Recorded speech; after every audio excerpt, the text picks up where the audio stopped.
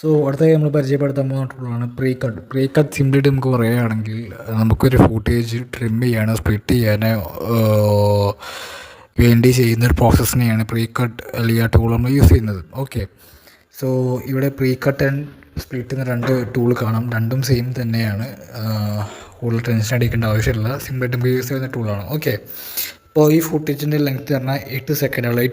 8.7 സെക്കൻഡാണ് ഈ ഫുട്ടേജിൻ്റെ ലെങ്ത്ത് ഉള്ളത്. സോ നമുക്കിത് പ്രീ കട്ടിൽ പോയി കഴിഞ്ഞാൽ ട്രിമ്മ്, കട്ട്, സ്പ്ലിറ്റ് എന്ന 3 ഓപ്ഷൻസ് കാണാൻ പറ്റും. അപ്പോൾ നമുക്കിതിൽ ട്രിം ചെയ്യണം. ഇപ്പോൾ നമുക്കൊരു 5 സെക്കൻഡ് മാത്രം മതിയെങ്കിൽ ഇതിൽ 5 സെക്കൻഡ് എടുത്തിട്ട് ടിക്ക് ബട്ടൺ നിൽക്കി കഴിഞ്ഞാൽ എന്ത് ചെയ്യാൻ പറ്റും, കാണാൻ പറ്റും. 5 സെക്കൻഡ് വീഡിയോ മാത്രമേ കാണാൻ പറ്റും. ഉണ്ടോ, ഇതിൽ 5 സെക്കൻഡ് ഫുട്ടേജ് മാത്രമേ കാണത്തുള്ളൂ. അപ്പോൾ അതിനാണ് ട്രിം എന്ന് പറയുക, പ്രീ കട്ടിൽ ട്രിം എന്ന് പറയുക. ഓക്കെ, നമുക്കിത് ഫുൾ ഫുട്ടേജിന് എടുക്കാം. നമുക്ക് വേറെ ഓപ്ഷൻസ് കാണിക്കാൻ വേണ്ടി ഫുൾ ഫുട്ടേജിന് എടുക്കാം. ഓക്കെ, അതിൽ അടുത്ത ഒരു ഐക്കൺ ബട്ടണാണ് കട്ട് എന്നുള്ളത്. ഇപ്പോൾ കട്ടിൽ മെയിൻ യൂസേജ് എന്താ വെച്ചാൽ നമുക്കിപ്പോൾ സ്റ്റാർട്ടിങ്ങും എൻഡിങ്ങും നമുക്ക് ഒരു ഫുട്ടേജിലെ സ്റ്റാർട്ടിങ് എൻഡിങ് മാത്രം മതിയെങ്കിൽ അതിനാണ് കട്ട് എന്ന് പറയുക. അത് കട്ടിൽ പോയിട്ട് നമുക്ക് സ്റ്റാർട്ടിങ്ങിലെ ഫുട്ടേജും എൻഡിങ്ങിലെ ഫുട്ടേജും മാത്രം എടുത്തിട്ട് സെൻറ്ററിലെ പോർഷൻ ഓട്ടോമാറ്റിക്കലി ഡിലീറ്റ് ആയി പോകും. ഈ ഒരു പ്രോസസ്സിനെയാണ് കട്ട് എന്ന് പറയുക. ഇപ്പോൾ സ്റ്റാർട്ടിങ് നമുക്കൊരു 3 സെക്കൻഡ് വേണമെങ്കിൽ അത് നമ്മൾ സെലക്ട് ചെയ്ത് വെക്കുക. അതുപോലെ ഫൈനലിലെ ഒരു 6 സെക്കൻഡ് നോക്കി അത് നമ്മൾ സെലക്ട് ചെയ്ത് വെക്കുക.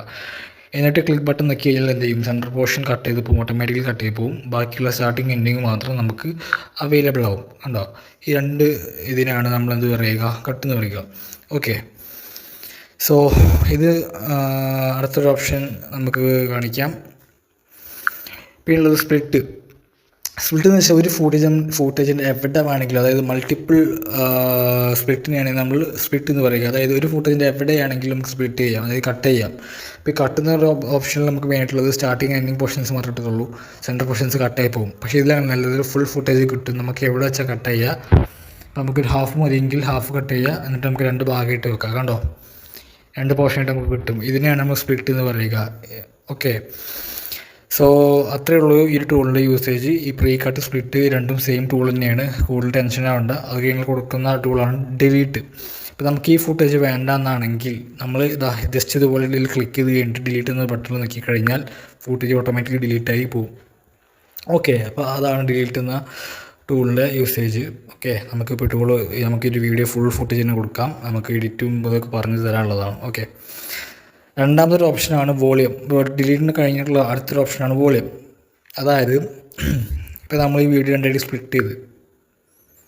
സെലക്ട് ചെയ്തിട്ട് സ്പ്ലിറ്റ് ചെയ്ത് കഴിഞ്ഞാൽ നമുക്ക് ഈ ഫുട്ടേജിന് വോളിയം വേണം. അപ്പോൾ നമ്മൾ എന്ത് ചെയ്യണം, വോളിയം ഓൾറെഡി വോളിയം ഉണ്ട് ഇതിൽ. ഓക്കെ, മറ്റേ ഫുട്ടേജിന് വോളിയം വേണ്ട. അപ്പോൾ അതിന് നമ്മൾ വോളിയം കുറച്ച് കൊടുക്കുക. സോ നമുക്ക് അവിടെ ഡിഫറൻസ് കാണാൻ പറ്റും. കണ്ടോ, ഇപ്പോൾ ഇതിൽ വോളിയം ഇല്ല. ഇതാണ് വ്യത്യാസം. വോളിയം കൂട്ടാനും കുറക്കാനും യൂസ് ചെയ്യുന്ന ഒരു ടൂളാണ് വോളിയം. നമുക്ക് വേണമെങ്കിൽ എക്സ്ട്രാ സൗണ്ടൊക്കെ ആഡ് ചെയ്യണമെങ്കിൽ മ്യൂസിക്കിൽ പോയിട്ട് ചെയ്യാവുന്നതാണ്. ഓക്കെ, സോ ഇത്രയുള്ള ഈ 4 ടൂളിൻ്റെ സ്പെഷ്യാലിറ്റി വളരെ സിമ്പിളായിട്ടുള്ളൊരു കാര്യമാണ്. ഓക്കെ.